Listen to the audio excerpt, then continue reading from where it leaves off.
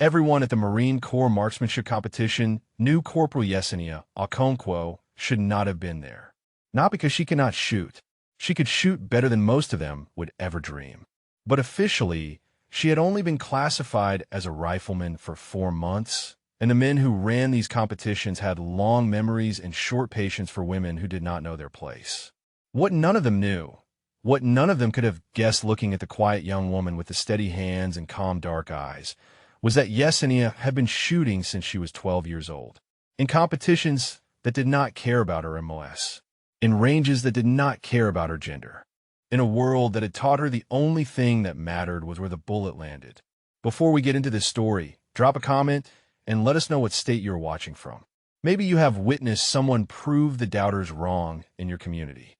The bus from Camp Lejeune had arrived at Quantico just after dawn, and Yesenia stepped off into the Virginia morning with her sea bag over one shoulder and her spotter, Lance Corporal Tomas Reyna, complaining about the cold behind her. "You call this cold," Tomas said through chattering teeth. "This is nothing compared to the desert." "You have never been to the desert," Yesenia replied without turning around. "I have seen pictures. Very hot pictures. This is the opposite of those pictures." She allowed herself a small smile. Tomas had a gift for lightening any moment, and she had learned to appreciate it over the past year. He was young and eager and talked too much, but when it came time to read wind and call distances, he transformed into someone else entirely.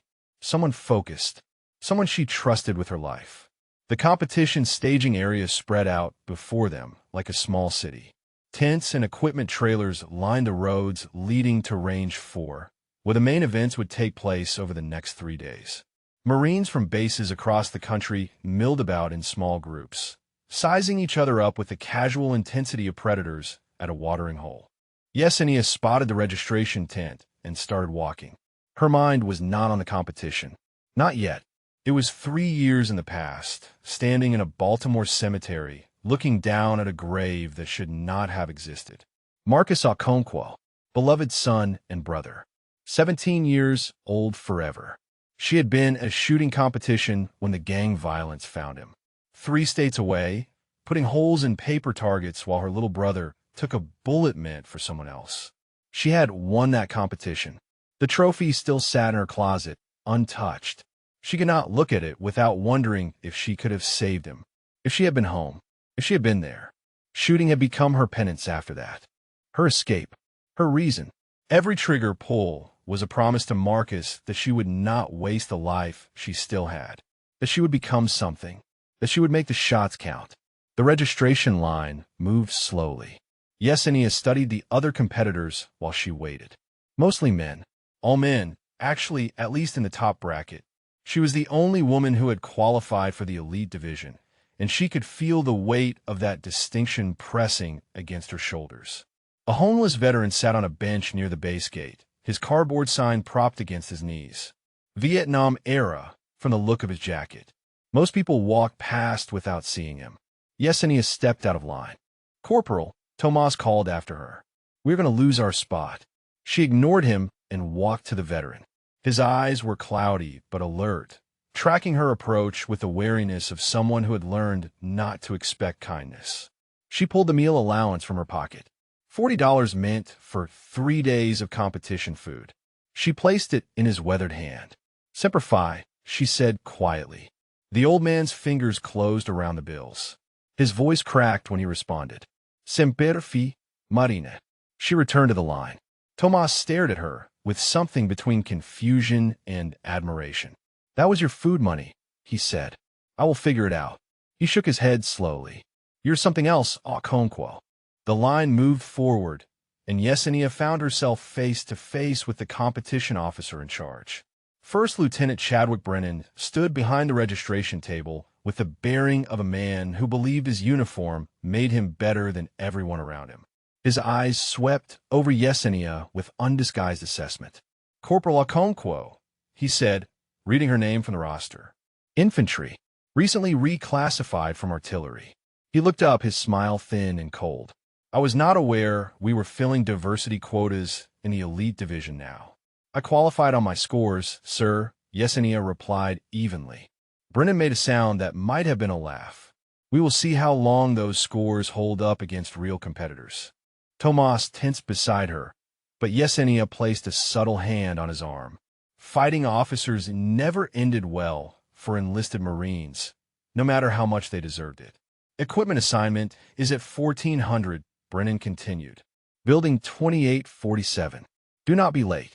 He paused, his eyes lingering on her frame. We will find you something appropriate for your smaller build.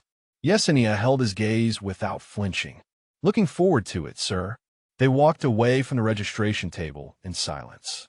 Tomas waited until they were out of earshot before exploding. Did you hear that? He hissed. Diversity quotas. Who does that guy think he is? An obstacle, Yesenia said calmly. Nothing more. But she had seen something in Brennan's eyes. Something beyond casual prejudice. This was personal for him somehow. Targeted. From across the staging area, a woman in gunnery sergeant chevrons watched Yesenia with an intensity that bordered on recognition. Their eyes met briefly. The gunny nodded once, almost imperceptibly, then turned and walked away. That was weird, Tomas muttered. You know her? No, Yesenia said, but I think she knows me. 1400 came quickly. Yesenia stood in building 2847 with 24 other competitors, waiting for equipment assignment. Brennan presided over the process with theatrical efficiency, matching rifles to shooters with what he called careful consideration for individual needs. When Yesenia's turn came, he handed her a rifle with a smile that made her skin crawl. This one should suit you perfectly, Corporal. She accepted the weapon and performed a basic inspection. It looked standard, felt standard, but something was wrong. Something she could not identify yet. Something in the way Brennan watched her. Expectant. Hungry. Thank you, sir, she said. That night, alone in her quarters, Yesenia Field stripped the rifle and examined every component. And that was when she found it. The trigger mechanism. Subtle damage that would make the pull weight inconsistent. Nearly impossible to detect without knowing exactly what to look for. Nearly impossible to shoot accurately. She stared at the broken component in her hand, understanding flooding through her. This was not an accident. This was sabotage. And Lieutenant Brennan's smile finally made sense. Yesenia sat on the edge of her rack, the damaged trigger mechanism resting in her palm, like evidence of a crime she could not prove.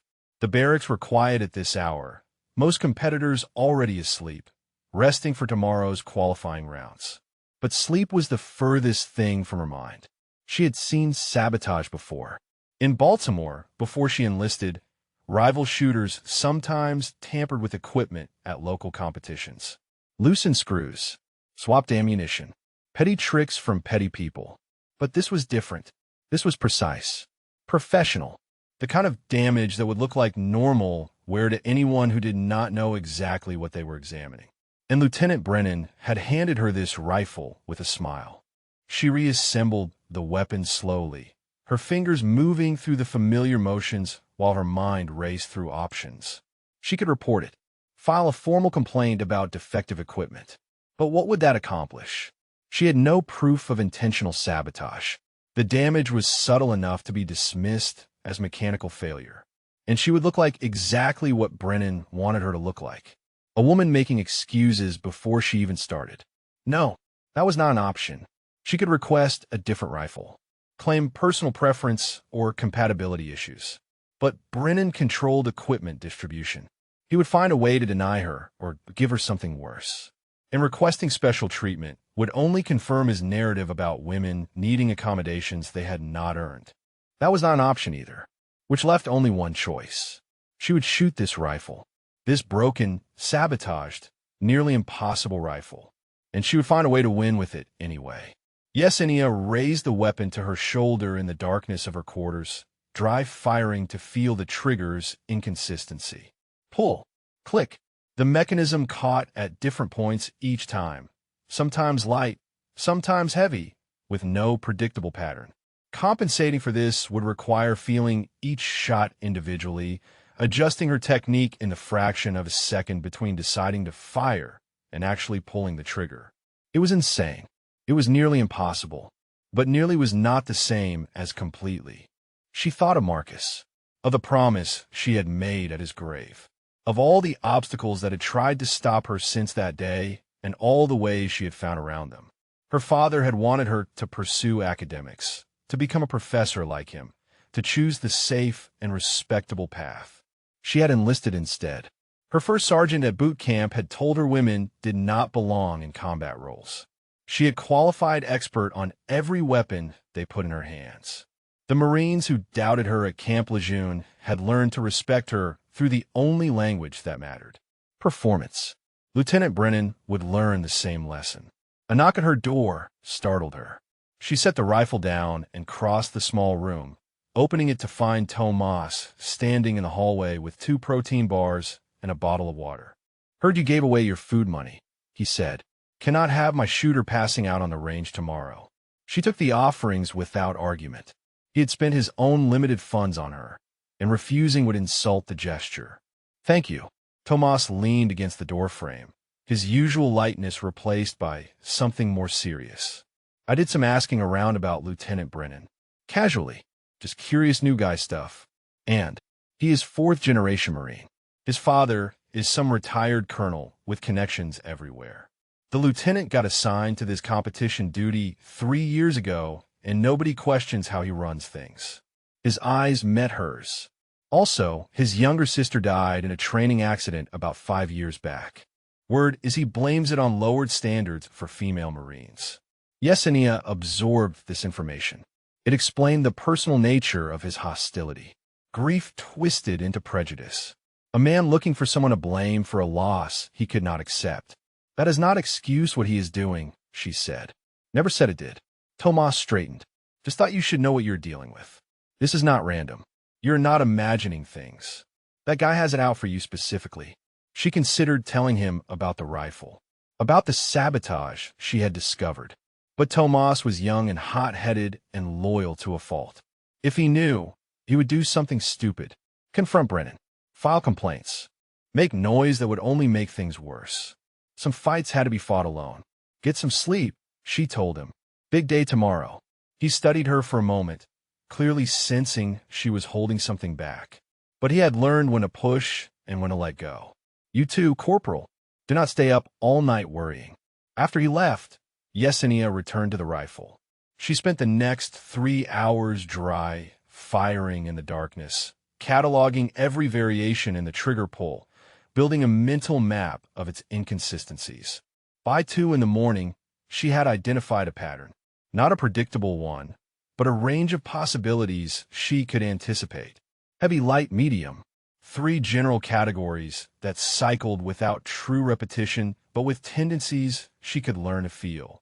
It was not enough, but it was a start. She finally allowed herself to sleep at 3, setting her alarm for 5.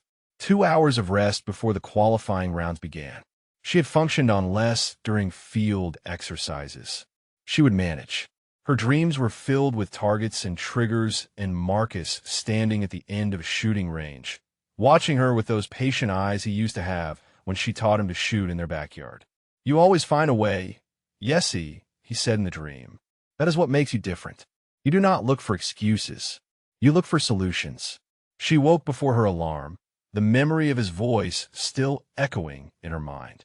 The morning was cold and gray, mist hanging over the ranges like a shroud. Yesenia arrived at the competitor staging area to find it already buzzing with activity. Marines checked equipment, consulted with spotters, performed the small rituals that calmed their nerves before competition.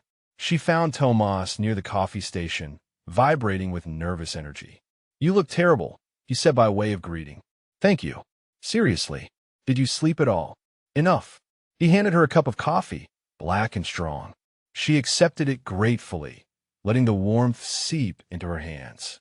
Across the staging area, she spotted Lieutenant Brennan conferring with a tall staff sergeant whose competition jersey marked him as a shooter rather than an official. 3 chevrons, 1 rocker, and a rifle badge that indicated expert qualification. The staff sergeant nodded at something Brennan said, then glanced toward Yesenia with an expression she could not read. "Who is that?" she asked Tomas. "Staff Sergeant Derek Reeves, 3-time competition champion. Brennan's guy." Word is the lieutenant has money riding on Reeves, taking first place again this year. So she was not just an ideological target. She was a competitive threat to Brennan's investment. The pieces continued to fall into place. A whistle signaled the start of the first qualifying round. Competitors moved toward Range 4, where the initial stages would determine who advanced and who went home. Yesenia shouldered her sabotaged rifle and joined the procession. Lieutenant Brennan stood at the range entrance, clipboard in hand, checking off names as shooters passed. When Yesenia approached, he smiled that cold, thin smile. "Good luck out there, Corporal." He let his eyes drift to her rifle. "I hope your equipment serves you well." She held his gaze without blinking. "It will, sir." His smile flickered, just for a moment, just enough for her to see the first crack in his confidence. He had expected her to come crying about defective equipment, to make excuses, to provide ammunition for his narrative about women who could not compete. Instead, she was walking onto that range with her head high and her sabotaged rifle ready.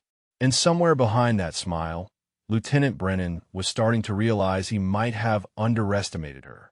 Range 4 stretched out before her like a proving ground, morning mist still clinging to the grass between firing positions. Yesenia took her assigned lane and began her preparation ritual, laying out her equipment with mechanical precision while her mind entered the quiet space she had cultivated since childhood. The space where nothing existed except the target and the trigger and the breath between heartbeats. Tomas settled into position beside her, spotting scope already trained downrange. His nervous energy from earlier had vanished, replaced by the focused calm of a professional doing his job. "Wind is coming from the northeast," he said quietly. 6 to 8 miles per hour with occasional gusts to 12. Temperature is climbing, which will affect the thermals after the first hour. She nodded without responding. Her attention was on the rifle in her hands, feeling its weight, sensing the broken mechanism waiting to betray her. The first stage was a standard qualification exercise. 10 targets at 300 meters, 10 at 500, 5 at 700. Time limit of 15 minutes. Most competent shooters could complete it with a score in the high 80s or low 90s. Experts pushed into the mid-90s. Champions did not miss. Yesenia had shot perfect scores on this exercise before, with a functioning rifle. Today will be different. The range officer called the line hot, and Yesenia settled into her shooting position. Cheek welded to stock, eye aligned with scope, finger resting gently on the trigger she had spent all night learning to hate. First target, 300 meters. She exhaled slowly, feeling the trigger's resistance, sensing its inconsistency before she committed to the pull. Heavy. It would be heavy this time. She adjusted her pressure accordingly and squeezed. The shot broke clean. Target down. She worked through the first 10 with methodical patience, taking longer than usual between shots to read the trigger each time. Her rhythm was off compared to normal, but her accuracy held. 10 for 10 at 300 meters. The 500-meter targets rose, and Yesenia felt the first real challenge of the sabotaged mechanism. At this distance, even small variations in trigger pull translated to significant point of impact shifts. She would need to compensate not just for the trigger, but for the downstream effects of its unpredictability. First shot at 500. She read the trigger as light and adjusted. The round struck slightly left of center. Still a hit, but not the precision she demanded of herself. Adjust. Adapt. Continue. She worked through the remaining 9 targets with growing frustration, each shot requiring a small battle with a broken mechanism. When the 500-meter stage ended, she had hit all 10, but with a grouping that would have embarrassed her under normal circumstances. Tomas leaned close. "You're doing something weird with your trigger pull. I can see it in your shoulder." "Equipment issue," she replied without elaboration. "I am compensating." He wanted to ask more. She could see the questions in his eyes. But the 700-meter targets were rising, and there was no time for explanations. This was where the sabotage would truly cost her. 700 meters demanded absolute consistency. Trigger variations that caused minor issues at 300 became major problems at this distance. The mathematics of external ballistics showed no mercy. She took her first shot and watched it sail wide of the target entirely. A miss. Her first miss in competition in over a year. The range officer marked her score, and she felt the weight of eyes turning toward her. The woman who should not have been there, missing targets like an amateur. She pushed the embarrassment aside and focused on the next target. Read the trigger. Heavy this time. Adjust. Fire. Hit. Center mass. For more targets. 3 hits and 1 more miss. Her final score for the first stage was 33 out of 35. Respectable for an average shooter. Disappointing for someone in the elite division. Lieutenant Brennan appeared at the edge of the range as competitors rotated, his clipboard tracking scores with obvious interest. When he saw her numbers, his thin smile widened. 33, he announced loud enough for nearby shooters to hear. Not quite the performance we were hoping for, Corporal. Perhaps the pressure is getting to you. Yesenia met his gaze without expression. The first stage is just warm-up, sir. Of course it is. He made a note on his clipboard. We will see how the rest of the day goes. He moved on to check other scores, leaving Yesenia to prepare for the second stage. Tomas waited until Brennan was out of earshot before speaking. What is wrong with your rifle? It was not a question. He had watched her shoot enough times to know her capabilities, and he had seen enough of her compensation attempts to recognize equipment failure. Nothing I can prove, she said quietly, and nothing I can fix before this is over. His jaw tightened. Brennan, do not say that name out loud. Do not even think it where anyone can see. She kept her voice calm, but firm. I need you to trust me and do your job. Call my wind. Read my distances. Let me handle the rest.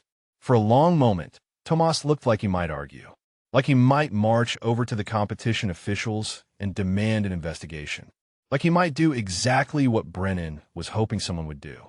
Then he nodded slowly. Okay, Corporal, your call. The second stage was more demanding.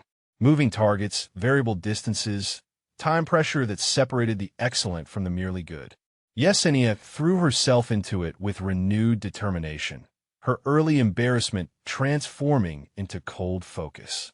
She learned something important during those next 2 hours. The broken trigger was not completely random. It had tendencies, patterns that emerged over dozens of shots. She began to anticipate which type of pull was coming based on subtle cues in the mechanism's resistance. Not perfect prediction, but better than guessing. Her scores improved, not to her usual standards, but enough to keep her in the competition.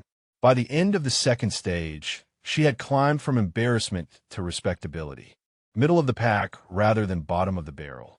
Staff Sergeant Reeves finished his stages with predictably excellent scores, Brennan watching with proprietary satisfaction. The lieutenant's golden boy was performing exactly as expected. But Yesenia noticed something else. Reeves had watched her shoot during the second stage.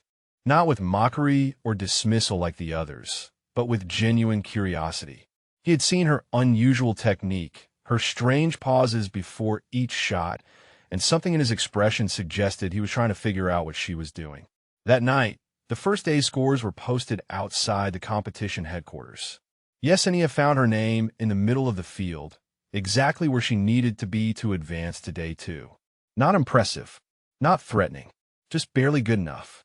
She walked back to her quarters under a sky full of stars, her sabotaged rifle slung over her shoulder, her mind already working on tomorrow's challenges. A figure waited in the shadows near her building. The gunnery sergeant from registration day, the woman who had watched her with such strange intensity. Corporal Okonkwo, the gunny said, I think we need to talk. She stepped into the light, and Yesenia saw the scars on her hands. The kind of scars that came from years of trigger time. The kind of wear that only career shooters developed. My name is Marlene Vance, the gunny continued. And 15 years ago, I was exactly where you are right now. Gunnery Sergeant Vance led her to a small clearing behind the armory building, away from the barracks and the prying eyes of other competitors. The moon provided enough light to see by, casting silver shadows across the worn picnic table where Vance took a seat. Yesenia remained standing. Who are you? She asked. Really? Vance pulled a cigarette from her pocket, but did not light it, just turned it over in her scarred fingers like a meditation object. I'm one of the first women to complete scout sniper training. Class of '09. Back when they said it could not be done and then got angry when someone proved them wrong. The words hung in the cold air between them. Yesenia had heard rumors of women who had attempted the notoriously difficult school, but confirmed graduates were rare enough to be legendary. Why are you telling me this? Because I watched you shoot today. Vance's eyes found hers in the darkness. And I know what a broken trigger looks like when someone is trying to compensate for one. Yesenia felt her carefully constructed walls tremble. She had told no one about the sabotage, had worked so hard to hide her adaptations. And this woman had seen through everything in a single day of observation. How she managed. Because I lived it. Vance finally lit the cigarette, the flame briefly illuminating the hard lines of her face. Different competition. Different lieutenant. Same game. They gave me a rifle with a bent barrel. Subtle enough to look like manufacturing variants. Obvious enough to destroy my accuracy at distance. What did you do? I learned to shoot a bent barrel. Vance exhaled smoke into the night. Took me 3 days to figure out the compensation. By then I had fallen so far behind in the standings that winning was impossible. But I finished. And I finished well enough that they could not deny me a slot at Scout Sniper School. And the lieutenant who sabotaged you. Never touched. Never punished. His family had connections. His father was some colonel with friends in high places. She paused meaningfully. Sound familiar? Brennan's father, Yesenia said quietly. The retired colonel. Vance nodded. Chester Brennan. He was a captain back when I was competing. His son learned everything he knows about keeping women out of combat roles from watching Daddy operate. It is a family tradition of prejudice passed down like a treasured heirloom. Yesenia finally sat down across from the gunny, the weight of this information settling onto her shoulders. She had known Brennan's hostility was personal. She had not known it was generational. Why are you telling me this now? She asked. Why not before the competition started? Because you needed to see it for yourself first. Vance tapped ash onto the ground. If I had warned you before, you might have tried to avoid the situation. Requested different equipment. Filed preemptive complaints. Given them ammunition to dismiss you as a troublemaker before you ever fired a shot. So you let me walk into a trap. I let you prove you could handle a trap. Vance's voice softened slightly. I watched you adapt today. Watched you figure out that trigger in real time and claw your way back from embarrassment to qualification. That is not something everyone can do. That is something special. The praise felt uncomfortable, but Yesenia could not deny its accuracy. She had adapted. She was still in the competition, and she had done it without making excuses or asking for help. What happens now? She asked. Now you have a choice. Vance leaned forward, her eyes intense. You can keep compensating for that broken trigger and hope you do well enough to earn a respectable finish. Or you can fight back. Fight back how? I have no proof of sabotage. Brennan covered his tracks too well. You do not need proof right now. You need to win. Vance stood, dropping her cigarette and grinding it under her heel. If you finish in the middle of the pack, Brennan wins. He gets to tell his story about women who cannot compete at the highest levels. But if you win, if you take first place with a sabotaged rifle, there is no story he can tell that explains that away. Win with a broken trigger. Yesenia almost laughed. That is impossible. Nearly impossible. Vance smiled for the first time, a hard expression that promised nothing gentle. I have seen your records, Corporal. I know what you can do with a functioning weapon. You're not just good. You are exceptional.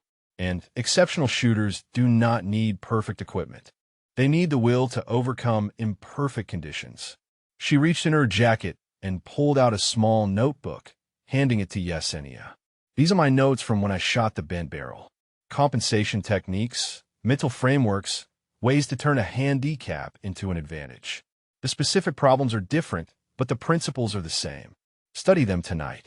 Tomorrow's second day qualifier will be harder than today. Yesenia took the notebook, feeling its weight like a gift and a burden combined. Why are you helping me? Because someone should have helped me. Vance's voice carried old pain, carefully controlled but still present. And because I want to see Brennan lose. I want to see his face when everything he believes comes crashing down around him. She turned to leave, then paused. One more thing. Tomorrow morning, Brennan is going to announce a random equipment inspection. Spot checks on rifles to ensure competition compliance. He has done this before when he suspects a competitor is modifying their weapon to compensate for his sabotage. How do you know this? Because it is what his father did to me. Vance looked back over her shoulder. Whatever modifications you have made, whatever adjustments you are using, make sure they are invisible by 0500. He will be looking for any excuse to disqualify you. Then she was gone, disappearing into the shadows between buildings like a ghost who had delivered her message and had no further reason to remain visible. Yesenia sat alone at the picnic table, the notebook in her hands, the sabotaged rifle waiting in her quarters, and a timeline that had just gotten significantly more complicated. She had until 0500 to make her compensations invisible. She opened the notebook and began to read. The Sun found her still reading 3 hours later, Vance's cramped handwriting revealing techniques Yesenia had never considered. Ways to use body position to offset equipment failures. Methods for predicting inconsistency patterns. Mental exercises for maintaining calm when every shot was a battle against your own weapon. At 0430, she returned to her quarters and began the careful process of restoring her rifle to standard appearance. Every grip tape modification removed. Every subtle adjustment erased. By 0455, the rifle looked exactly as it had when Brennan handed it to her. Still broken, still sabotaged, but now invisible in its hand decap. The inspection came at exactly 0500, Brennan himself leading a team of officials through the competitor quarters. He examined Yesenia's rifle with obvious anticipation, turning it over in his hands, checking every component for evidence of tampering. He found nothing. His smile did not waver, but something shifted behind his eyes. Disappointment. Frustration. The growing suspicion that his target was not cooperating with his narrative. Everything appears to be in order. Corporal, he said finally. Good luck on day 2. Thank you, sir, Yesenia replied. She watched him leave, already planning how to apply everything Vance had taught her. The second day, qualifiers started in 2 hours, and Lieutenant Brennan had no idea what was coming. The second day qualifier began under a sky-threatening rain, dark clouds rolling in from the west like an advancing army. Yesenia welcomed the weather. Bad conditions meant every shooter would struggle, and struggle was the great equalizer. She applied Vance's techniques from the first stage, using body position adjustments to offset the trigger's unpredictability. The results were immediate. Her groupings tightened. Her rhythm improved. By the end of the morning session, she had climbed 6 positions in the standings. Brennan noticed. She could feel his attention from across the range, that predatory focus shifting from smug satisfaction to something darker. He had expected her to crumble under the weight of his sabotage. Instead, she was adapting, improving, threatening his carefully constructed plans. The afternoon session brought the stress course, a timed event that combined physical exertion with precision shooting. Competitors ran between stations, engaging targets at varying distances while their heart rates climbed and their hands shook with exhaustion. Yesenia excelled at stress courses. The physical demands did not bother her. If anything, the elevated heart rate helped her find the rhythm she needed for the broken trigger. Each shot became a meditation, a moment of perfect calm inside the chaos of exertion. She finished the stress course in 4th place overall, her best performance of the competition. The other shooters noticed. Whispers spread through the competitor area about the woman who had started so poorly and was now climbing the ranks like she had something to prove. Staff Sergeant Reeves found her at the water station after the stress course. He approached without hostility, his expression carrying something that looked almost like respect. That was impressive shooting, Corporal, he said, especially on the stress course. Thank you, Staff Sergeant. He hesitated, clearly weighing his next words. Your technique is unusual. The way you pause before each shot, the adjustments you make with your shoulder. I have never seen anything quite like it. Yesenia kept her expression neutral. Everyone develops their own style. Reeves studied her for a long moment, and she saw intelligence in his eyes. He was not just Brennan's golden boy. He was a genuine competitor who understood the mechanics of shooting at an expert level. I suppose they do, he said finally. Good luck in the semifinals tomorrow. He walked away, leaving Yesenia to wonder how much he had deduced. Reeves was observant enough to notice her compensations. The question was whether he would share his suspicions with Brennan or keep them to himself. That evening, the Day 2 results were posted. Yesenia had qualified for the semifinals, finishing 11th out of 42 remaining competitors. More importantly, she was improving with each stage. The trajectory was clear to anyone paying attention. She was walking back to her quarters when Tomas intercepted her, his face pale with anger. "We need to talk," he said. "Now." He pulled her into the shadow between buildings, checking to make sure they were alone before speaking. "Brennan just filed a complaint against me," he said. "Claims I was using unauthorized equipment modifications on my spotting scope. They are threatening to disqualify me from the competition." Yesenia felt cold fury rise in her chest. "What modifications?" "None. The scope is completely standard. But Brennan claims he observed irregularities during today's stages. His word against mine." This was retaliation. Brennan could not touch her directly after the failed equipment inspection, so he was attacking through Tomas. Removing her spotter would handicap her as effectively as the broken trigger.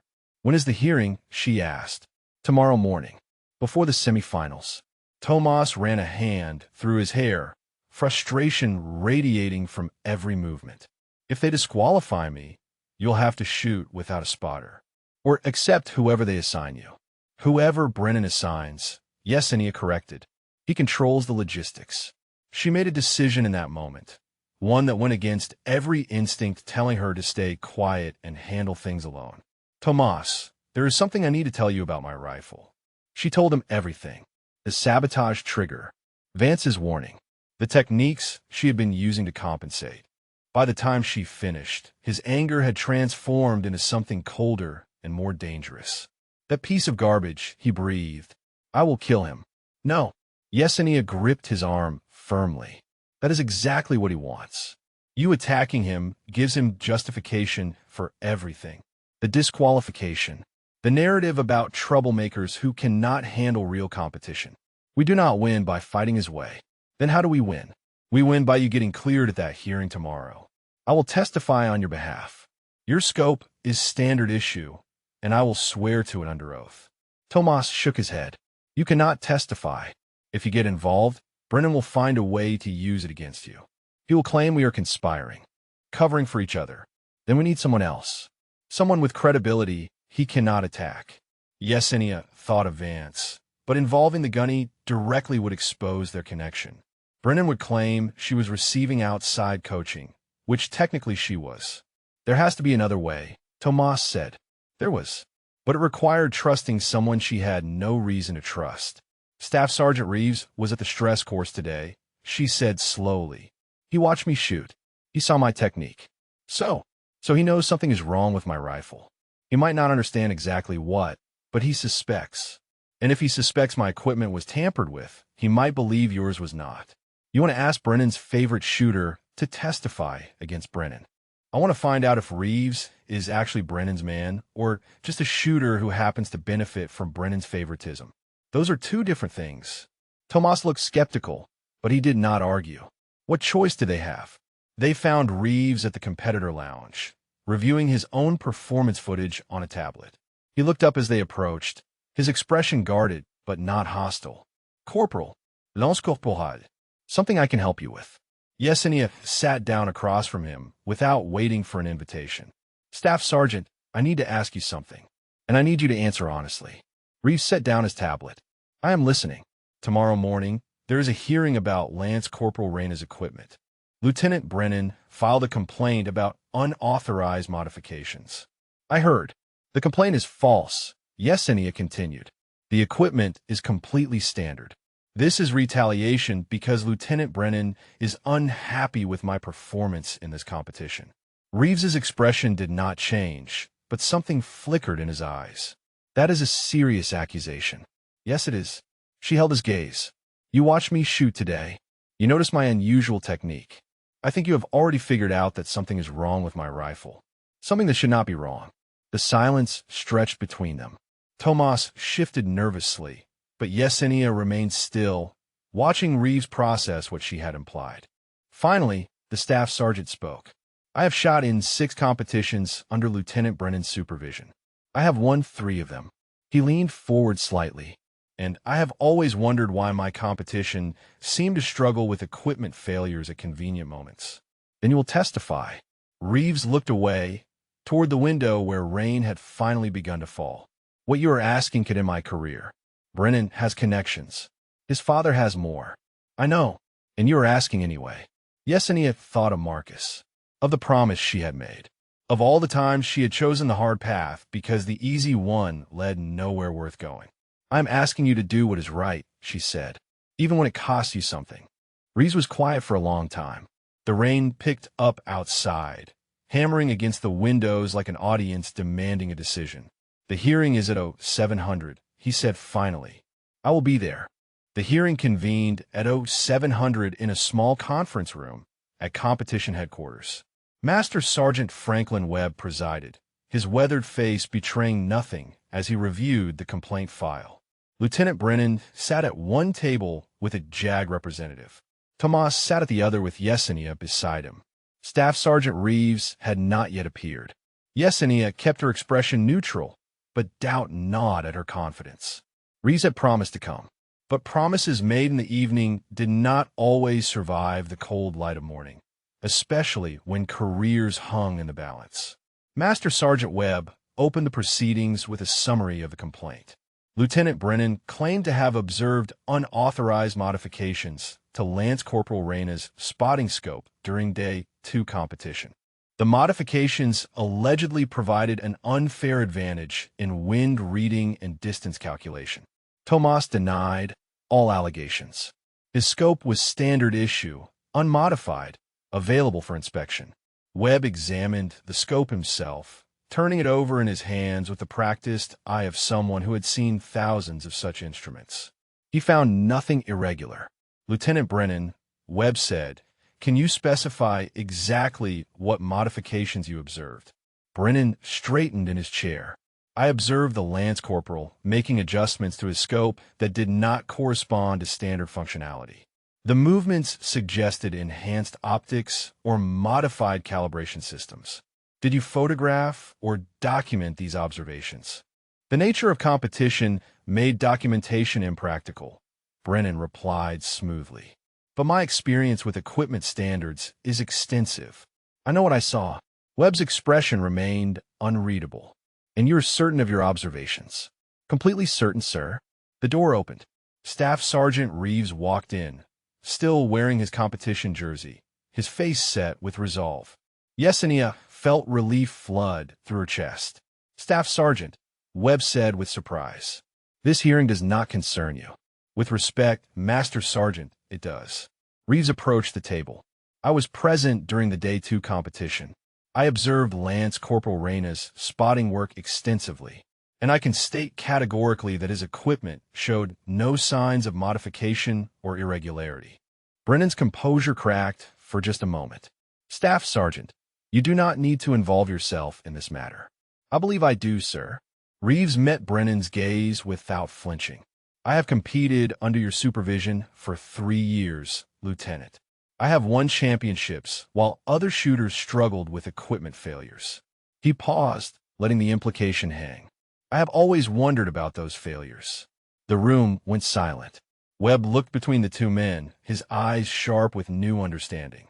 Staff Sergeant, Webb said carefully, are you suggesting something improper about equipment distribution in these competitions? I am suggesting that Lance Corporal Reyna's scope is completely standard, and that this complaint has no merit. Reeves kept his voice level. What others choose to infer from that is their business. Brennan's face had gone pale. This is outrageous. Staff Sergeant Reeves is clearly attempting to sabotage my authority as competition officer. By telling the truth, Reeves finally allowed anger to color his words. By refusing to stay silent while you destroy the career of a Marine who has done nothing wrong. Webb held up a hand, silencing both men. I have heard enough. He turned to Tomas. Lance Corporal Reyna, your equipment has been inspected and found compliant. The complaint is dismissed. You are cleared to continue competition. Tomas exhaled sharply. Thank you, Master Sergeant. Lieutenant Brennan. Webb's voice carried a new edge. I will be reviewing equipment distribution records for this competition. All of them. If I find any irregularities, we will have a very different conversation. Brennan stood stiffly. Of course, Master Sergeant. I welcome any review of my procedures. He left the room without looking at anyone, his JAG representative hurrying to keep pace. Reeves lingered as the others filed out. Yesenia stopped beside him. Thank you, she said. You did not have to do that. Yes, I did. He looked tired, as if the testimony had cost him something he could not easily replace. I have been winning these competitions for 3 years. And for 3 years, I pretended not to notice when my competition struggled with convenient equipment problems. He shook his head. Your performance yesterday made me realize something. What? That my victories might not be as earned as I thought they were. Reeves met her eyes. I do not know if Brennan sabotaged your rifle, but I know he tried to destroy your spotter on false pretenses. And I know I cannot stay silent anymore. He walked out, leaving Yesenia alone with the weight of what had just happened. Tomas found her in the hallway. His face split with a relieved grin. We did it. That snake could not touch us. This is not over, Yesenia said quietly.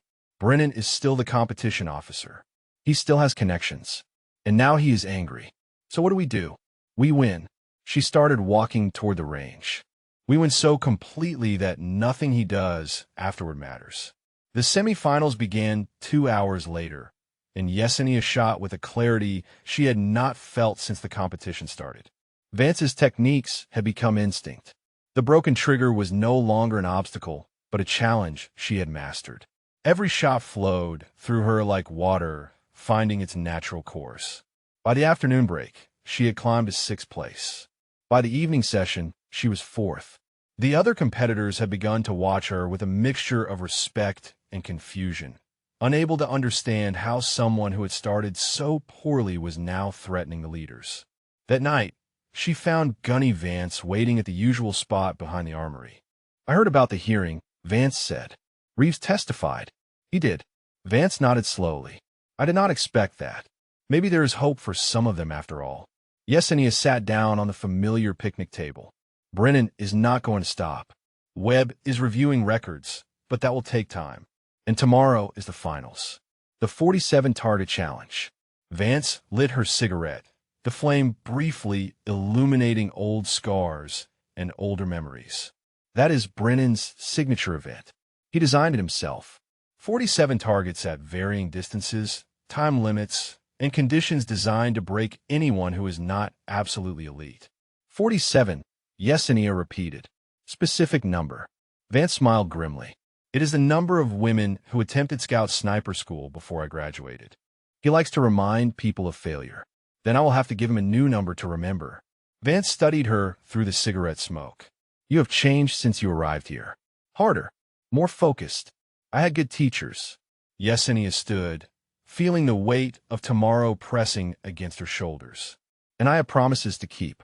She walked back to her quarters under a clearing sky, stars emerging from behind the retreating clouds. Tomorrow would decide everything. 47 targets, 1 broken rifle, and a lieutenant who had just learned what it felt like to lose. She intended to teach him that lesson again. Yesenia found her in the competitor lounge, sitting alone at a corner table with an untouched cup of coffee and eyes that had seen too much defeat. Private First Class Diana Marsh was 19 years old, fresh-faced in the way that only Marines who had not yet deployed could be. She had withdrawn from the competition on day 1, citing personal reasons. But Yesenia had heard whispers, equipment problems, unexplained malfunctions, a promising shooter who had simply fallen apart under pressure. The pattern was too familiar to ignore. Mind if I sit? Yesenia asked. Marsh looked up, surprise flickering across her features. She clearly recognized Yesenia from the standings, from the rumors spreading through the competitor ranks about the woman who would not stop climbing. Go ahead, Corporal. Yesenia sat across from her, studying the young Marine's face for signs of the damage Brennan had inflicted.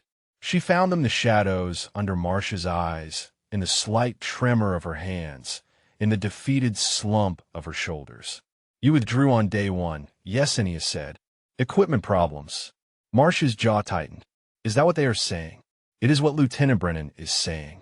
The name hit Marsh like a physical blow. She looked away, toward the window, toward anything that was not Yesenia's knowing eyes. I do not want to talk about it. I understand. Yesenia kept her voice gentle. But I need you to know that you're not alone. And you're not crazy. Marsh turned back slowly. What do you mean? I mean that my rifle has a sabotaged trigger mechanism. I mean that Lieutenant Brennan handed it to me with a smile on day one.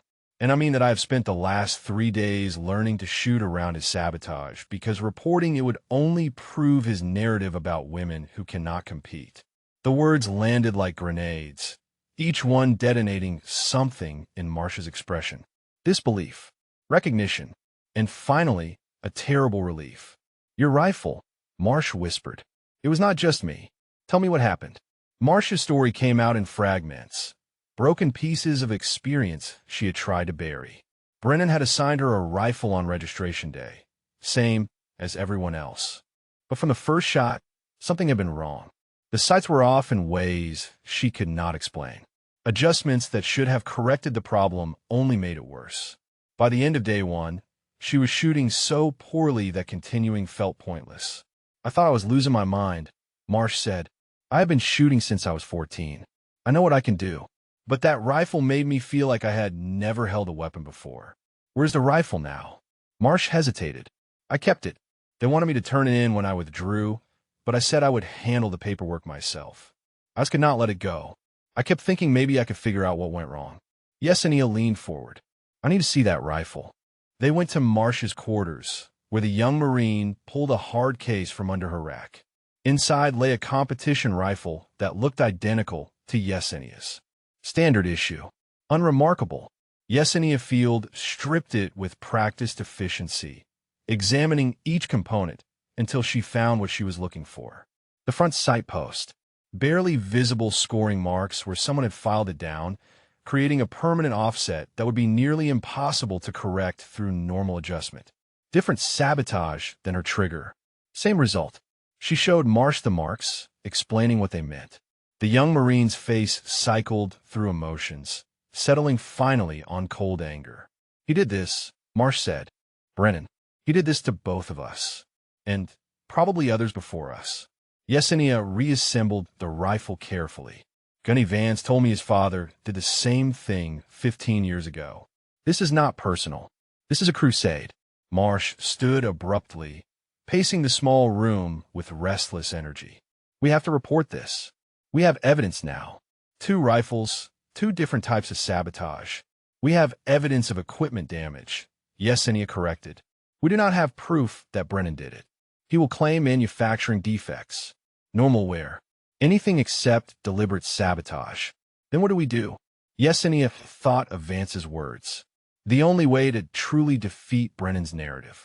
The only answer that could not be dismissed or explained away. I win, she said simply. Tomorrow is the finals. The 47 target challenge. I win with my broken rifle, and then we show them what he did. Both rifles. Both of us testifying. Staff Sergeant Reeves backing our story. Marsh stopped pacing. You really think you can win with a sabotage trigger? I've been learning to shoot around it for 3 days. Yesenia allowed herself a small smile. And I have gotten very good at it. They talked for another hour, sharing stories, building the kind of bond that only forms between people who have faced the same enemy.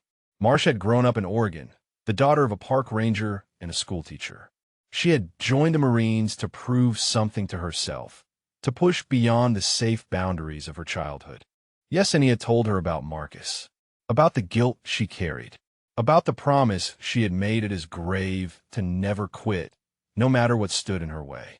By the time she left Marsh's quarters, something had shifted inside her. She was no longer fighting just for herself. She was fighting for every woman Brennan had targeted, every career he had damaged, every dream he had tried to destroy. Tomas was waiting outside her building, his face tight with concern. Where have you been? He demanded. The final briefing is in 30 minutes.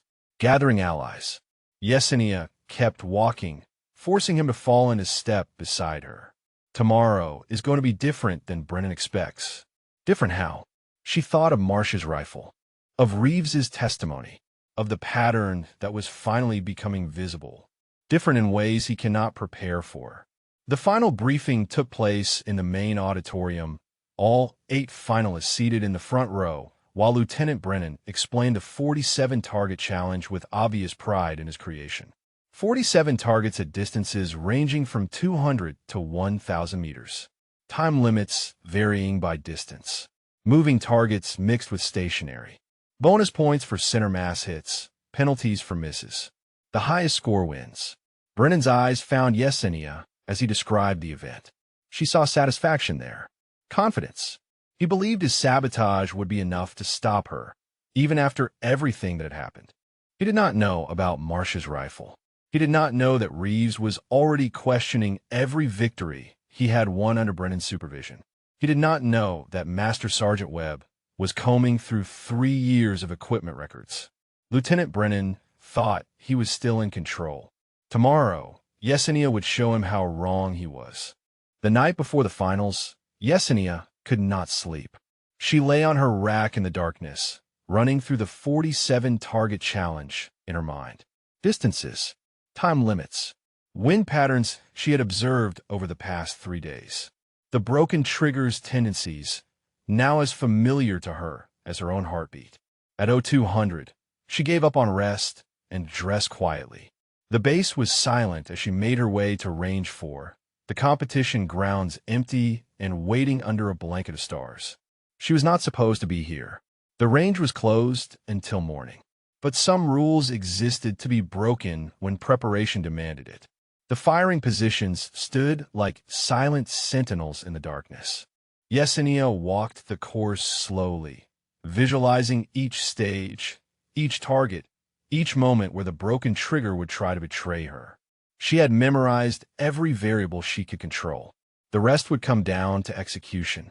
A voice emerged from the shadows. Could not sleep either. She turned to find Staff Sergeant Reeves approaching from the equipment shed. He carried his own rifle, his competition jersey replaced by a simple duty uniform. Apparently not, she replied. I did not expect to find anyone else here. Reeves stopped a few feet away, his expression unreadable in the starlight. I've been thinking about what you said, about winning so completely that nothing else matters. And I have been wondering if my victories have ever meant what I thought they meant.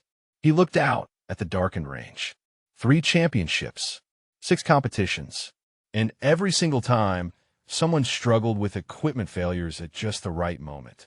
You did not cause those failures. No, but I benefited from them. He turned back to her. That makes me complicit, whether I knew the details or not. Yesenia considered his words. Reeves was not a bad man. He was a man who had looked the other way, because looking directly at the truth would have cost him something. She understood that kind of compromise, even if she had never made it herself. What are you going to do about it? She asked. Tomorrow, I'm going to shoot my best. Reeves's voice hardened with new resolve. And if you beat me, it will be because you were better. Not because someone sabotaged your equipment. Not because the playing field was tilted. Because you earned it. He extended his hand. Yesenia took it. Good luck, Corporal. Good luck, Staff Sergeant. He walked away into the darkness, leaving her alone with the stars and the waiting range. She stayed for another hour, walking the course twice more, before finally returning to her quarters for what little rest remained. Her alarm rang at 0500. She silenced it and lay still for a moment, feeling the weight of the day pressing against her chest. Today would decide everything. She dressed in her competition jersey, checked her equipment one final time, and stepped outside to find Tomas waiting with coffee and a protein bar. Last day, he said, "You ready?" "I have been ready since day one." They walked to the competitor staging area together, the morning air crisp with the promise of a clear day.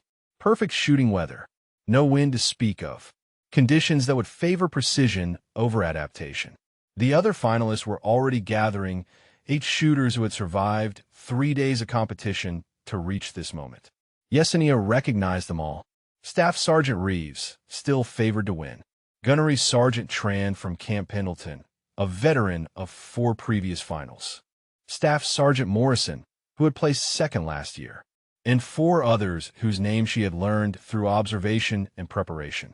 She was the only woman, the only corporal, the only one shooting with a sabotaged rifle.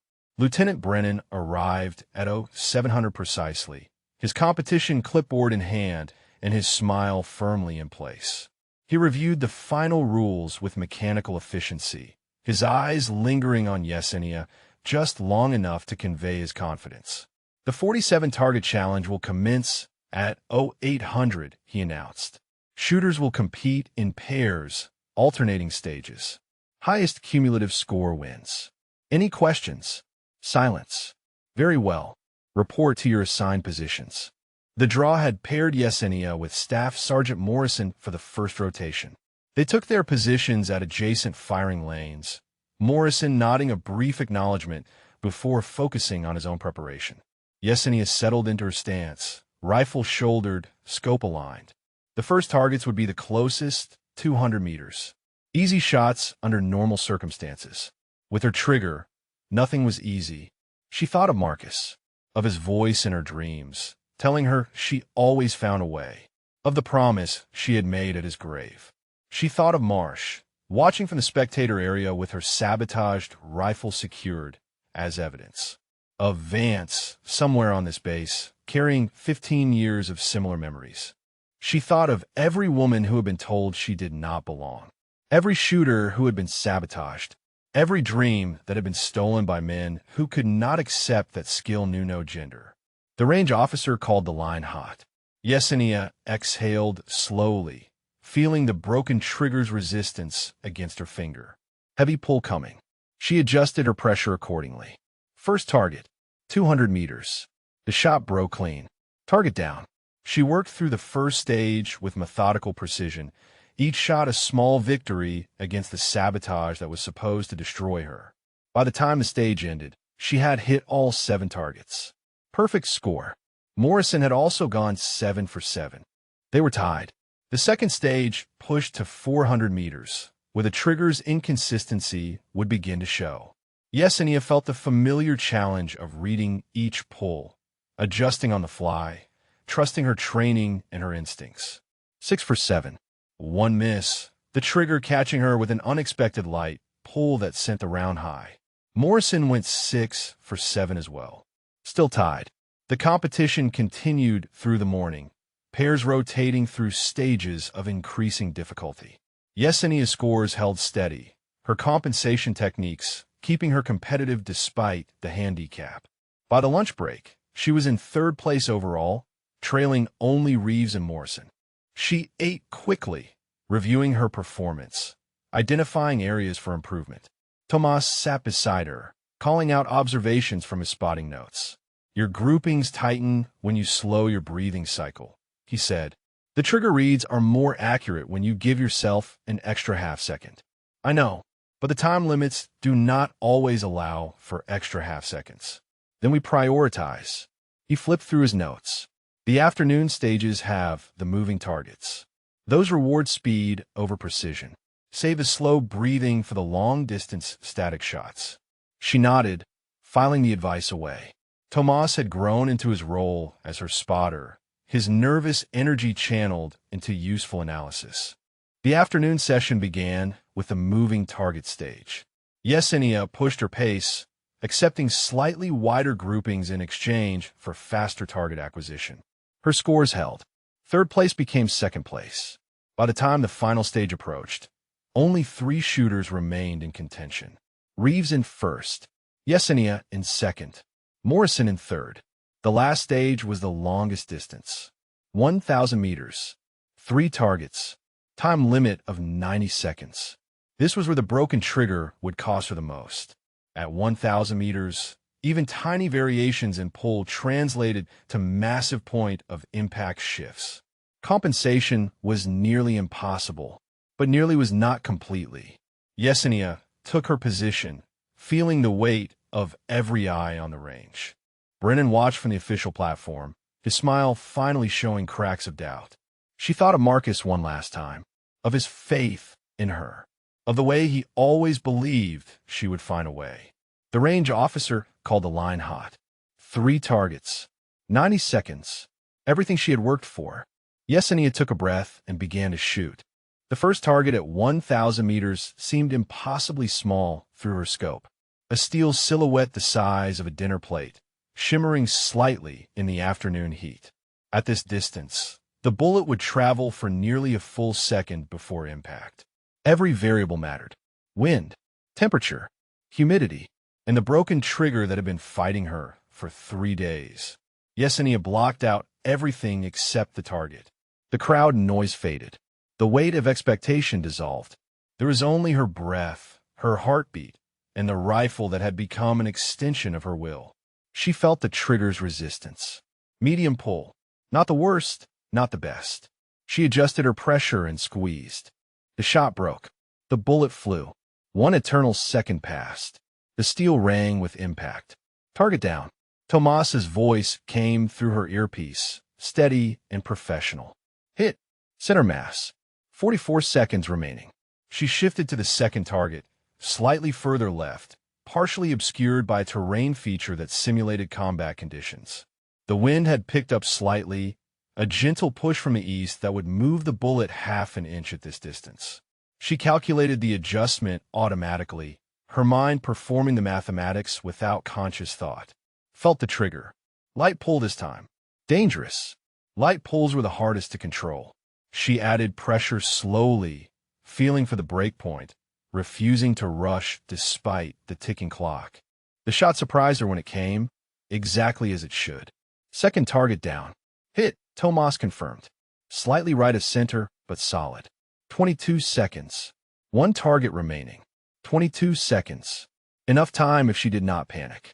The third target was the furthest, positioned at the extreme edge of 1,000 meters. The distance pushed the limits of the rifle's effective range. Under perfect conditions with perfect equipment, it would be a challenging shot. With her sabotage trigger, it was nearly impossible. Nearly. She settled her breathing, feeling her heartbeat slow to a crawl. The world narrowed to a single point of focus. The target. The crosshairs. The space between intention and action. The trigger felt heavy. Very heavy. The worst possible pull for the most important shot. She had practiced this, had spent hours in the darkness of her quarters learning every variation of this broken mechanism. She knew exactly how much additional pressure a heavy pull required, knew exactly how to compensate. She squeezed. The rifle bucked against her shoulder. The bullet raced downrange, invisible and inevitable. The steel rang. Target down. Hit, Tomas shouted, his professional calm finally breaking. Center mass. All 3. Yesenia, you did it. She lowered the rifle slowly, the reality of what had just happened settling over her like a wave. 3 for 3 at 1,000 meters. With a sabotage trigger. In competition conditions, the crowd erupted behind her, but she barely heard them. Her eyes found the scoreboard, where numbers were being updated in real time. Rees had finished his final stage moments before her. 3 for 3 as well. His cumulative score sat at the top of the board, the result of 3 days of excellent shooting. Yesenia's score appeared below his. She had won, by 4 points. The margin of her perfect final stage combined with the penalties Rees had accumulated earlier in the day. She had won the Marine Corps marksmanship competition with a rifle that should have made victory impossible. Tomas tackled her in a hug that lifted her off her feet. You did it. You actually did it. I cannot believe you did it. She hugged him back, allowing herself a moment of pure joy before the next phase began. Across the range, Lieutenant Brennan stood frozen on the official platform. His clipboard hung forgotten at his side.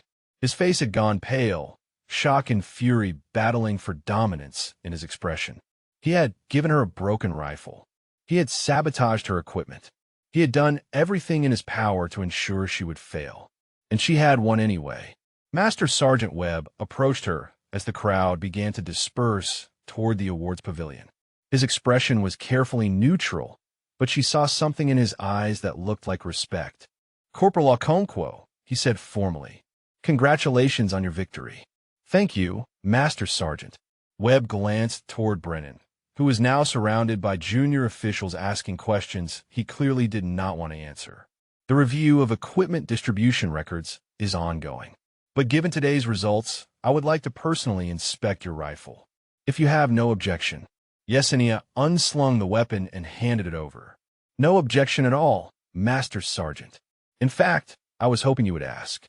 Webb accepted the rifle with a slight nod. He had already begun to suspect Reeves's testimony, the failed complaint against Tomas, and now a victory that defied all reasonable explanation. The truth was coming out, slowly but inevitably. Marsh appeared at her side as Webb walked away with the rifle. Her face glowed with vindication. "You did it," Marsh said. "You actually beat him." "We did it." Yesenia put a hand on the younger Marine's shoulder. "This is not over yet. Webb is going to find the sabotage. And when he does, we need to be ready."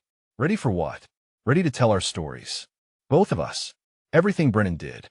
From across the staging area, Brennan's eyes found hers. The shock had faded, replaced by something colder. He was not finished.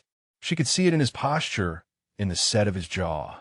He was already calculating his next move, his next attack, his next attempt to salvage his narrative. But he had lost his leverage. She had won. The evidence was in Webb's hands, and allies were gathering faster than Brennan could manufacture enemies. Gunny Vance materialized from the crowd, her weathered face split by a rare smile. 15 years, she said quietly. "I have been waiting 15 years to see that look on a Brennan's face." Yesenia allowed herself a smile in return. It was worth the wait. The awards ceremony would begin in 2 hours. 2 hours for Webb to examine the rifle. 2 hours for Brennan to plan whatever desperate move remained in his arsenal. 2 hours for the truth to finally reach the surface. Yesenia looked up at the sky, clear and blue and infinite. Somewhere, she knew Marcus was watching. And for the first time since his death, she felt like she had finally kept her promise. The awards pavilion filled slowly, competitors and officials taking their seats in rows of folding chairs facing the elevated stage. Banners bearing the Marine Corps emblem flanked the podium where trophies waited to be claimed. The atmosphere should have been celebratory. Instead, tension crackled through the crowd like static before a storm. Yesenia sat in the front row reserved for finalists, Tomas on one side, and an empty chair on the other where Marsh had been sitting before Webb called her away for questioning. The Master Sergeant had been examining rifles and taking statements for the past 90 minutes. Whatever he had found, he was keeping it close. Lieutenant Brennan stood near the stage, conferring urgently with his JAG representative and 2 officers Yesenia did not recognize. His gestures were sharp, agitated. The calm confidence he had worn like a uniform for the past 3 days had evaporated completely. He was cornered, and cornered men were dangerous. The ceremony was scheduled to begin at 1600. At 1550, Master Sergeant Webb emerged from the headquarters building and walked directly to the pavilion. His face revealed nothing, but his stride carried purpose. He approached Lieutenant Brennan first. Words were exchanged, too quiet to hear from the audience. Brennan's face went through a rapid succession of expressions. Denial, anger, something that might have been fear. Then Webb walked to the podium and picked up the microphone. "Ladies and gentlemen," he announced, his voice cutting through the murmur of conversation. "Before we begin the awards ceremony, there is a matter that requires attention." The crowd went silent. Over the past several hours, I have conducted an investigation into equipment distribution practices at this competition. Webb's eyes swept the audience, finding Yesenia briefly before moving on. That investigation has revealed evidence of deliberate sabotage affecting multiple competitors. Gasps rippled through the crowd. Yesenia felt Tomas grip her arm.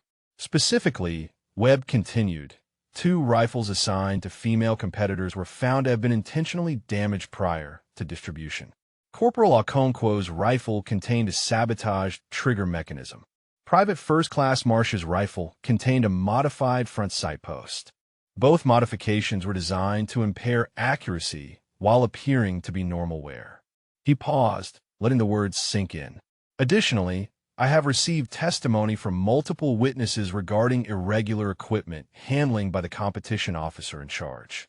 This testimony, combined with the physical evidence, has led me to refer this matter to the Naval Criminal Investigative Service for formal investigation. Brennan stepped forward, his voice cutting through the silence. This is outrageous.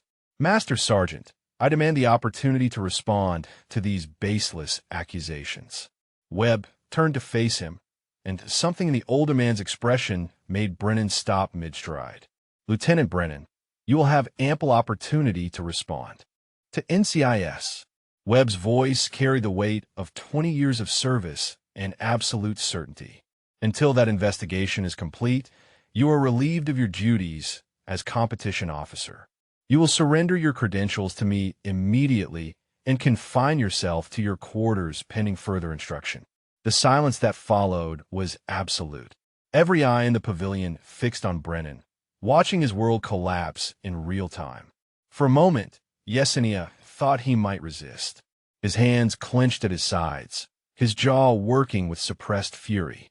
The JAG representative placed a cautious hand on his arm, whispering something urgent. Brennan's shoulders sagged. He reached into his pocket, withdrew his competition credentials, and handed them to Webb without a word.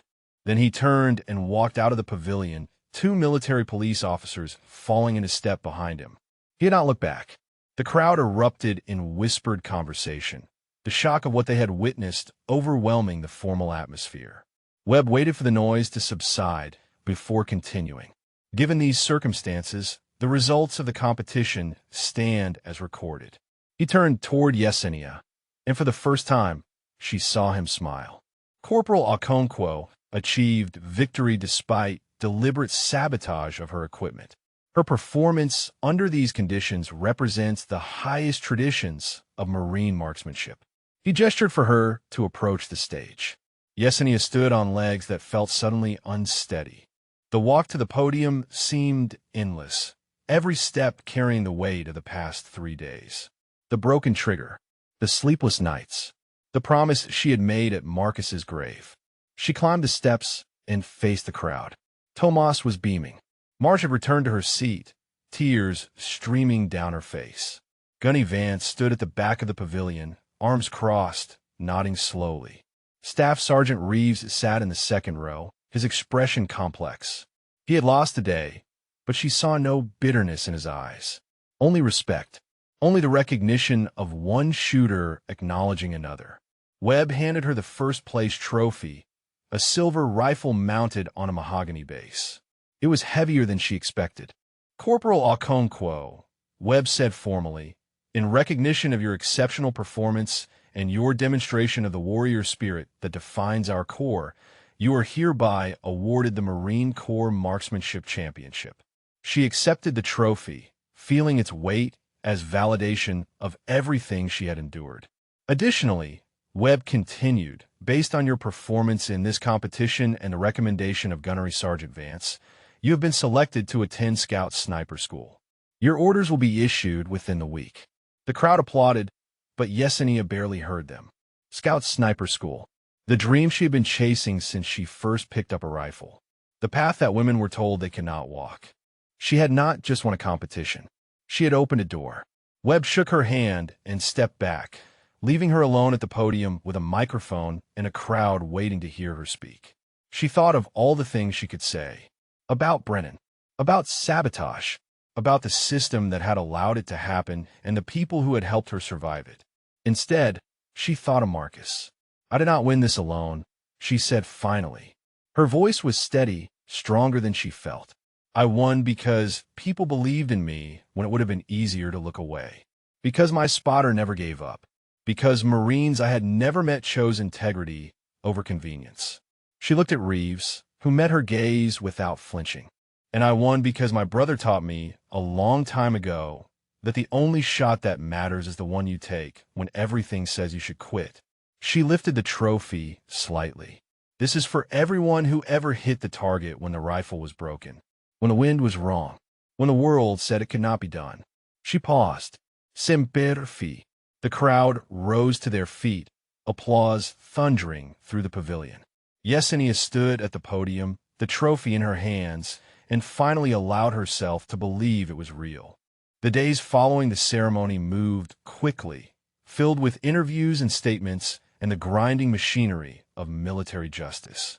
NCIS agents arrived within 24 hours, their questions methodical and thorough.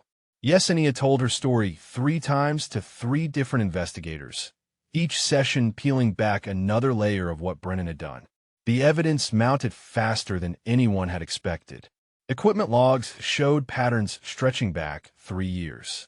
Rifles assigned to female competitors consistently showed higher rates of mechanical failure than those assigned to male shooters. The statistical anomaly was damning on its own, but witness testimony transformed suspicion into certainty.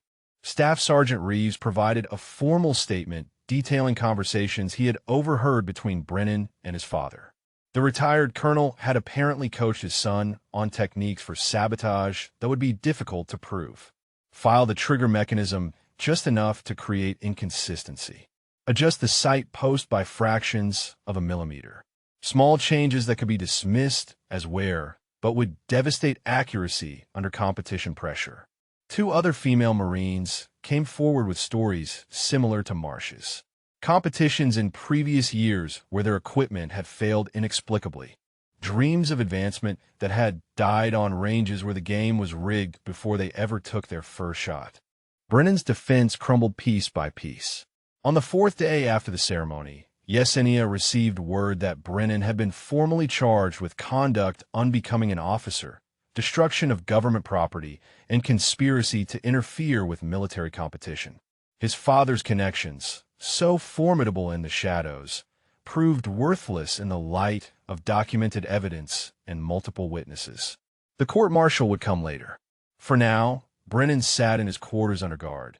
His career effectively over, his family's legacy of prejudice finally exposed. Yesenia found Marsh at the coffee station outside the competitor barracks, both of them scheduled to depart Quantico that afternoon. The younger Marine looked different than she had a week ago. The defeated slump was gone, replaced by something that looked like hope. "I got my orders," Marsh said. "Reassignment to a new unit. Fresh start. That is good." Marsh shook her head slowly. "I almost gave up, you know. After the competition, I was ready to request separation.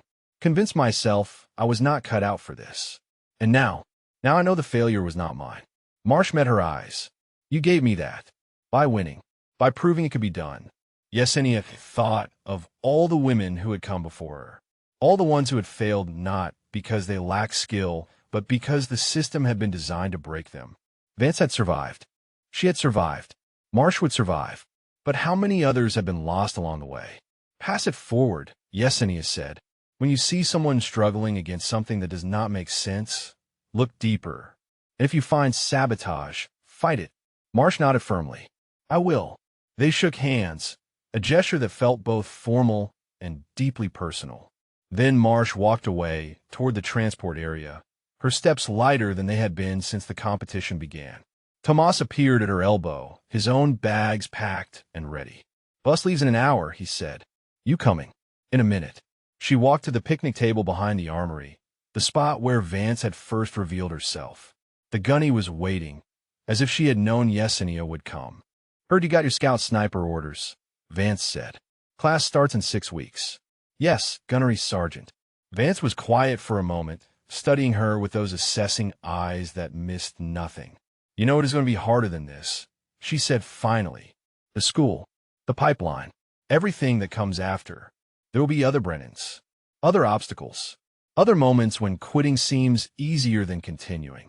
"I know, and you're going anyway."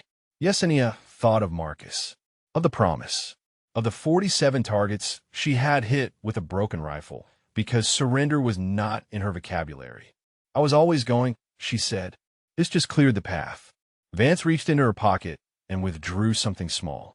A challenge coin, worn smooth by years of handling. She pressed it into Yesenia's palm. "This was given to me by the first female scout sniper instructor," Vance said. "She gave it to me when I graduated.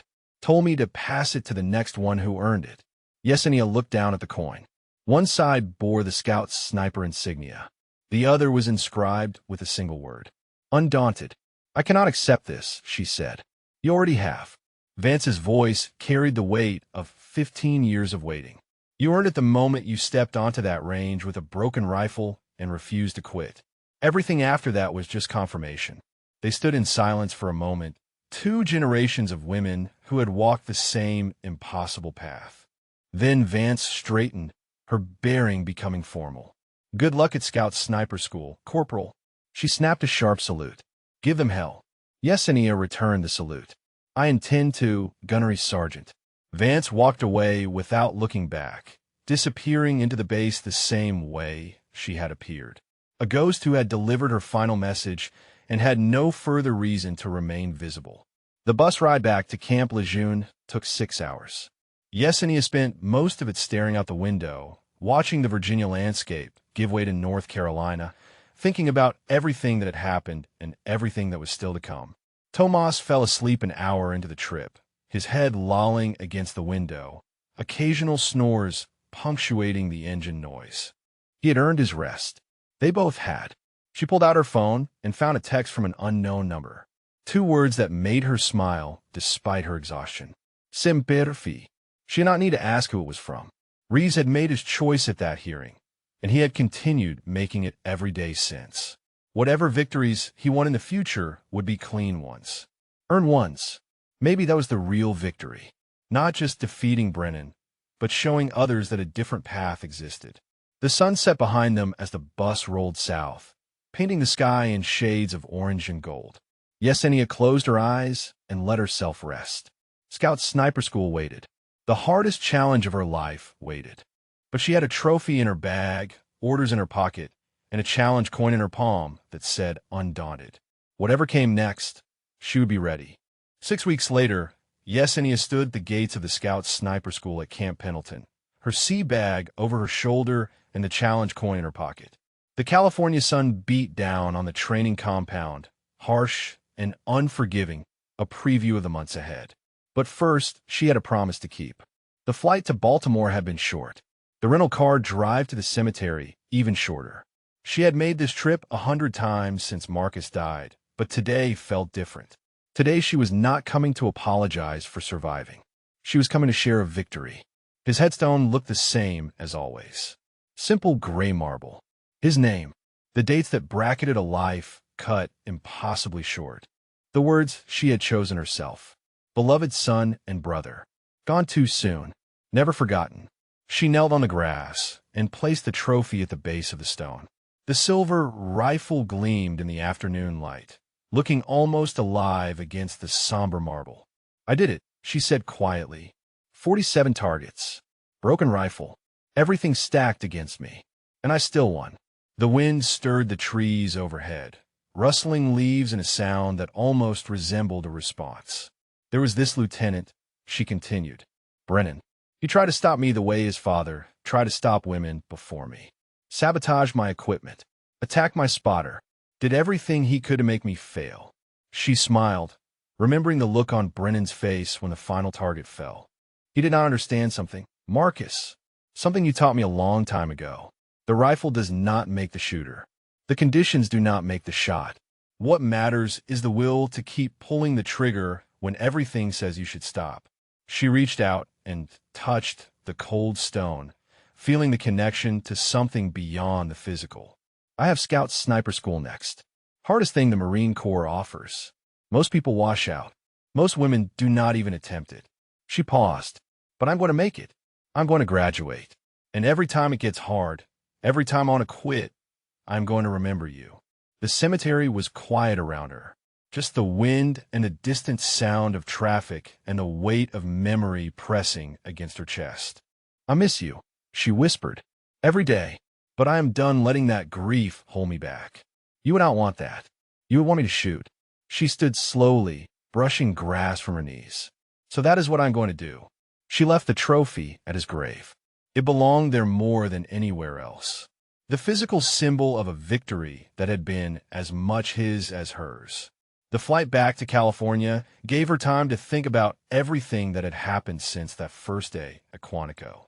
the broken rifle, the sabotage, the allies who had emerged from unexpected places. Vance, Reeves, Marsh, Tomas. Each of them had played a part in a victory that none of them could have achieved alone. She thought about Brennan, facing court-martial, his career destroyed by the same prejudice he had tried to weaponize. There was no satisfaction in his downfall, only the grim recognition that some people chose to be obstacles rather than allies, and that obstacles had to be overcome. She thought about her father, who had called after the ceremony with words she had waited years to hear. "I was wrong," he had said, his voice thick with emotion. "I wanted you to be safe, to choose the easy path. But you were never meant for easy paths, Yesenia. You were meant for this." The approval she had craved for so long turned out to be less important than she had expected. She had stopped needing it somewhere between the first broken trigger pull and the last target falling. But hearing it still meant something. Still healed something that had been wounded for a long time. Her mother had simply said she was proud, had always been proud, would always be proud. The words were simple and true, and exactly what Yesenia needed to hear. Scout Sniper School began at 0500 the next morning. Yesenia arrived early, watching the other candidates filter in. Mostly men. A few hostile glances. More curious ones. They had all heard about Quantico by now. About the sabotage. About the woman who had won anyway. She did not know if that reputation would help or hurt her here. Probably both. It would make her a target for those who resented her success and an inspiration for those who respected it. Either way, she was ready. The chief instructor gathered them for the initial briefing, his voice carrying across the formation with practiced authority. "Welcome to Scout Sniper School," he said. "Most of you will not graduate.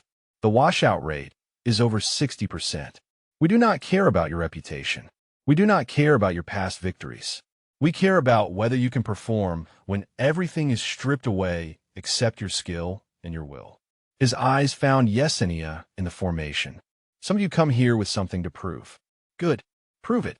Every day, every shot, every evolution. That is the only thing that matters here." Yesenia stood at attention, feeling the weight of the challenge ahead. Months of grueling training. Physical demands that would push her body to its limits. Mental pressure that would test everything she thought she knew about herself. But she had faced impossible odds before. Had taken shots that should not have landed. Had won victories that should not have been possible. She thought of Marcus. Of the trophy resting against his headstone. Of the promise she had renewed at his grave. The instructor dismissed them to begin in processing. Yesenia moved with the group, just another candidate at the start of a long journey. But her hand drifted to her pocket, where the challenge coin waited. Undaunted, that was what she was. That was what she would remain. No matter how broken the rifle, no matter how far the target, no matter how loud the voices saying it could not be done, she would take the shot, and she would not miss. If this story moved you, drop a comment and let us know your favorite part. Maybe you connected with Yesenia's determination, or perhaps you know someone who overcame impossible odds to prove the doubters wrong. Share your thoughts below, and thank you for watching until the end.